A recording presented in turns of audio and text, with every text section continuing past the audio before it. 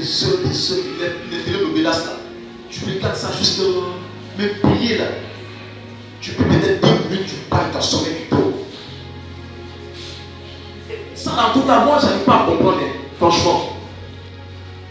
Et tu vas toujours dire ça, je n'arrive pas à comprendre. Des gens sont capables de rester à s'asseoir devant la télévision, matin jusqu'au soir. Ou bien soir, ils vont sortir, aller faire ce qu'ils veulent, mais prier le Seigneur, même 2 minutes, ils prient, ils sont fatigués. Mais est-ce que tu penses que de cette manière-là, tu fais de Dieu des délices? Non, ce n'est pas possible. C'est que tu n'aimes pas le Seigneur même, tu ne l'aimes pas. Je pèse mon mot, je te dis, tu n'aimes pas Dieu. Parce que quand tu aimes quelqu'un, j'ai toujours dit, quand tu aimes ta femme, tu aimes ton mari, tu veux toujours passer du temps avec elle.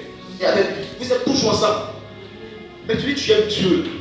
Pourquoi est-ce que tu n'es pas capable, même 10 minutes, de te déterminer à devant le Seigneur pour prier? Pourquoi? Il y a quelque chose qui cloche. Ou bien de vous à moi. C'est pas logique. C'est pas logique. Ce qui fait que on est faible. Ça dit, faible. Un petit sorti là, claquer ses doigts comme ça, c'est fini, il tombe. Après que non, la personne a venu dans les glaces, mais comment se fait-il que la personne n'était pas encore. Non, il n'avait pas fait de Dieu ses délices. Ça c'est clair. Quelqu'un qui fait de Dieu ses délices, il place d'abord Dieu avant son mari, avant sa femme. Avant ses frères, avant ses soeurs, avant sa maman, avant son papa. Il y a des gens qui sont là.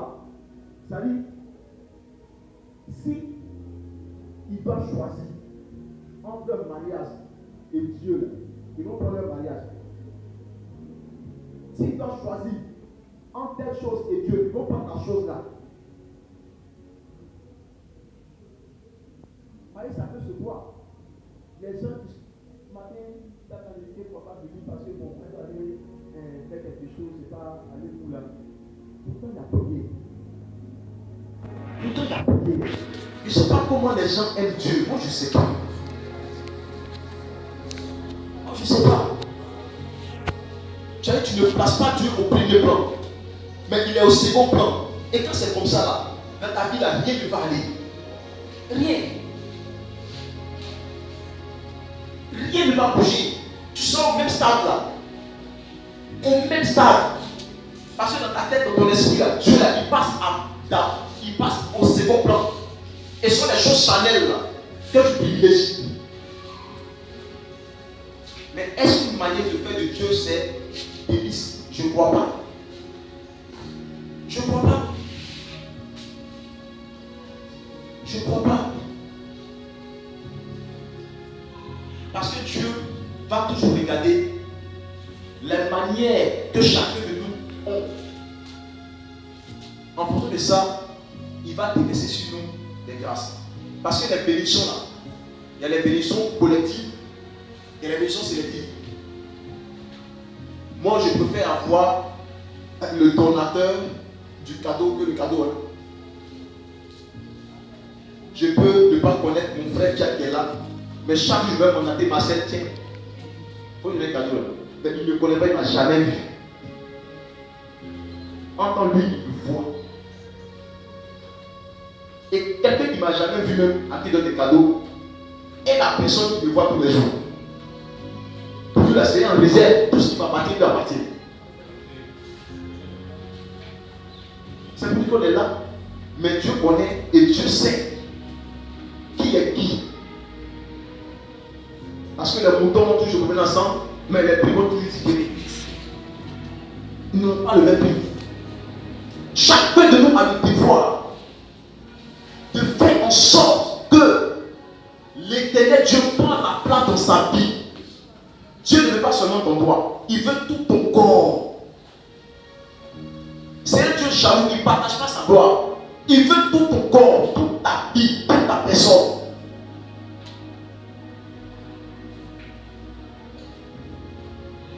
Il y a des gens qui sont là, souvent Dieu parle dans leur cœur par rapport à telle ou telle chose. Mais comme ils voient que ça ne les arrange pas, ils ne font pas. Donc ils tuent en eux la voix de l'esprit. et suivent la voie de leur propre conscience ou de leur chair. Mais quand c'est comme ça, tu ne fais pas de l'éternel des délices. Il y a plein de personnes comme ça. C'est-à-dire qu'ils ont la place de la motion en eux. Dieu les parle.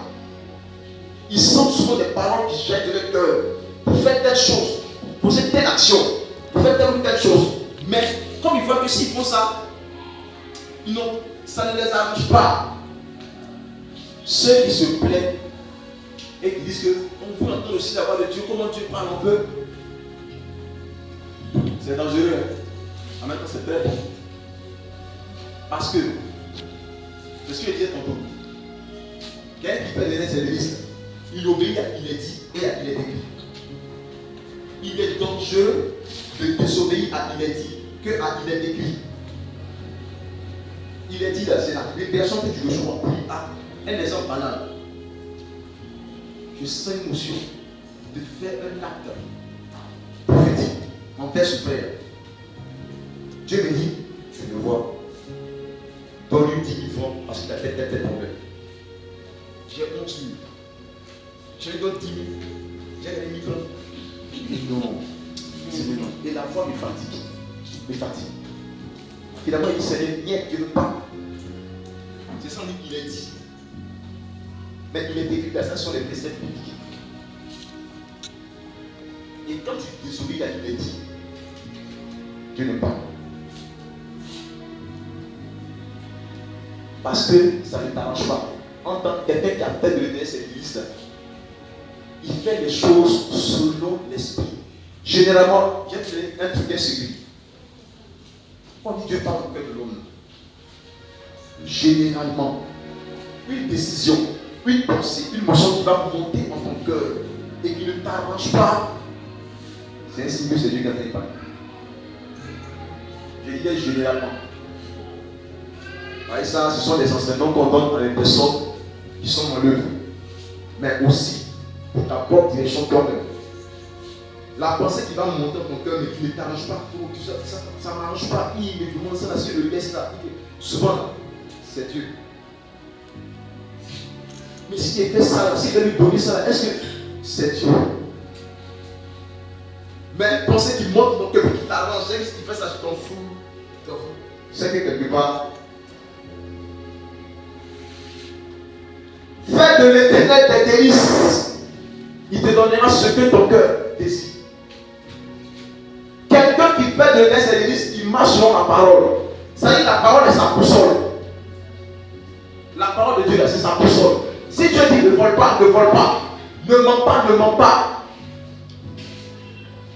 Ne trompe pas ta femme, ne la trompe pas. Ne trompe pas ton mari, ne le trompe pas.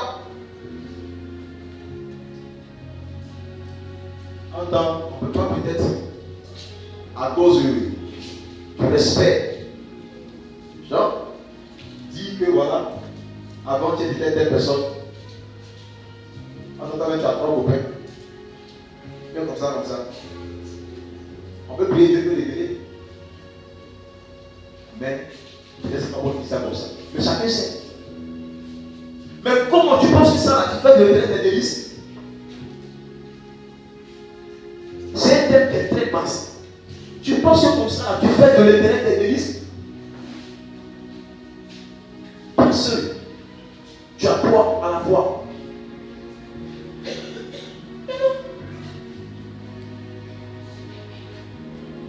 Ou bien tu sors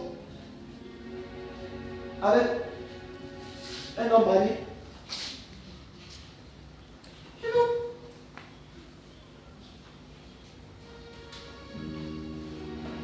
La vérité libère. Il faut quitter dans ça. Le péché, ça ne se négocie pas avec le Seigneur. On n'est pas, mais qui va payer ma pommade? Qui va payer ma tata? Qui va faire ça? Non, tu n'es pas comme ça. La vie spirituelle, là, c'est une trajectoire qui ne sort pas à tous. N'est pas chrétien qui veut. Chrétien qui peut. N'est pas chrétien qui veut. Tu n'es pas capable de prendre des décisions qui vont te faire mal pour ton salut. C'est pas vrai. Tant que tu vas justifier ton péché, mon frère, ma soeur, le voile te met et tu penses que tu es dans la droite de Dieu. Mais c'est bon. Mais c'est bon. Selon Dieu attend que des personnes prennent la décision du Seigneur aujourd'hui. Là. Je m'en fous, je sais que ce que je vais faire, ça va me faire mal. Mais c'est pour ta part que je le fais. Dès que je le fais, ça ne tue même pas. Toi seul. Parce que Dieu attend que tu poses un acte particulier qui va te faire mal. Parce que toute vraie rencontre avec le Seigneur, à la base, il y a une douleur. Il y a des gens qui pensent qu'ils ont rencontré le Seigneur et qui ne l'ont pas encore rencontré. Excusez-moi, mais quand je vois une chante, il dit des choses peut-être que Dieu dit. Mais les gens qui pensent qu'ils ont fait la rencontre véritable du Seigneur, mais qui ne l'ont pas encore fait. Parce qu'à la base, toute rencontre véritable avec Dieu, il y a une douleur. Il y a une douleur. Mais tu es venu à Dieu sans douleur. Abraham, il y a eu douleur dans sa conversion.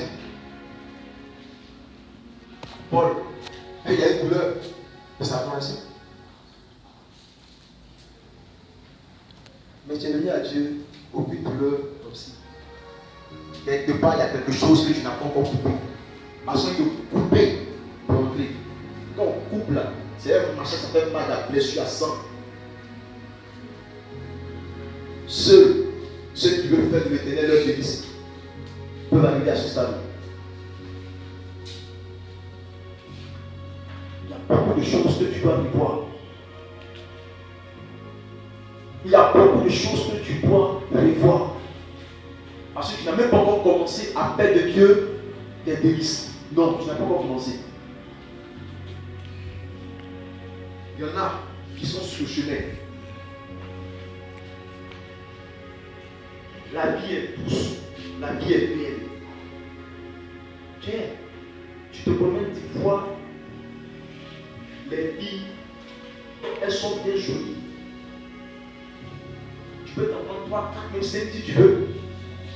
Mais Dieu dit, dépense le père, reste avec ta femme, elles pourront intervenir ensemble, il n'y a pas ailleurs. Ou bien reste avec ton homme. Laisse les histoires des voitures que tu as, des gens qui te draguent là. Reste avec un seul. Seul quelqu'un qui a un cœur peut accepter ça.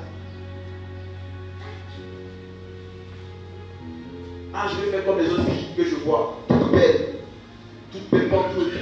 Mon mari n'a pas de quoi me donner ça. Mais avec le peu qu'il a là, je suis avec lui. Si à la base, l'envie, la convoitise est dans ta vie, mon frère, ma soeur, tu vas faire tous des dégâts dans ta vie. J'ai connu des personnes que l'envie et la convoitise ont conduit à leur pète. Il y en a même qui sont devenues lesbiennes, homosexuelles, pédées. Parce que ce sont des vices que Satan de manière subtile met en toi. Et si tu n'as pas vite fait de les enlever de ta vie, demain là, ça te poser assez de tort que tu ne peux même pas tomber les paris. Et pas. Dieu veut que tu fasses de lui cette délice. Le plus important pour toi doit être la vie spirituelle d'abord et avant tout. Comment tu vas faire pour que cette parole-là s'accomplisse dans ta vie? C'est ce que tu dois chercher. C'est ce que tu dois chercher. Je dis toujours que chacun d'entre nous fasse un examen sans complaisance de sa vie. Pour que je sais que voilà ce que je fais, que Dieu n'aime pas. Je sais là où je suis là. Ça ne glorifie même pas le Seigneur. Il est temps que je quitte là. Il est temps que je quitte là. Mais on traîne toujours le boulet à nos pieds. Et on marche avec. On marche avec. On marche lentement, nonchalamment. Et on sait que non, où on est là, ça ne nous arrange pas. Mais on est dedans. On est dedans. On est dedans. Mais jusqu'à quand? Les temps passent vite. Aujourd'hui, si tu as trop vécu, peut-être tu as trop de 75 ans. Oui. Mais l'âge que tu as là, pour faire moins 75 ans, ça va mettre intérêt à vie. C'est peu. Donc tu dis ce temps qui est ta vie là, à marcher comme tu le veux. Tu ne sais même pas quand l'amour va te surprendre. Tu ne sais pas. Il y a des gens qui meurent à 20 ans. Tu ne sais pas. Mais qu'est-ce que tu vas dire à Dieu? L'apôtre Paul lui-même, il dit, je prêche l'évangile, mais je fais tout pour que moi-même, là, demain, je ne sois pas disqualifié devant le Seigneur. Lui-même, regarde ce qu'il dit, l'apôtre Paul. Combien de fois, nous, on ne doit pas dire une parole encore même plus grave que la sienne. Je veux que chacun d'entre nous prenne conscience que les temps sont graves.